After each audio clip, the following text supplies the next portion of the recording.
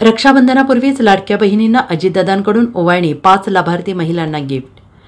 उपमुख्यमंत्री अजित पवार हे नाशिक दौऱ्यावर आहेत। अजित पवार यांच्या उपस्थितीत सुरगाणा येथे 736 कोटी रुपयांच्या विकास कामांचं भूमिपूजन आणि शेतकरी मेळाव्याचं आयोजन करण्यात आले। या कार्यक्रमात मुख्यमंत्री माझी लाडकी बहीण योजनेच्या 5 लाभार्थी महिलांना प्रमाणपत्राचं वाटप करण्यात आलं।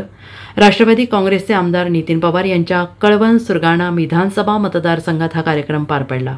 आदिवासी बांधवांकडून पारंपरिक पद्धतीने आदिवासी नृत्य करीत अजित पवार यांचं स्वागत करण्यात आलं। या कार्यक्रमात अजित पवार यांनी मुख्यमंत्री माझी लाडकी बहीण योजनेच्या लाभार्थींना गिफ्ट दिलेलं आहे।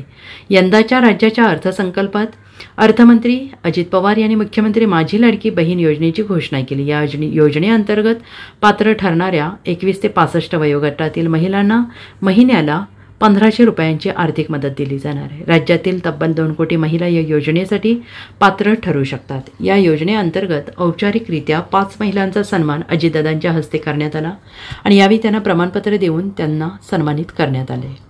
Bureau report, SBN Marathi, Nashik.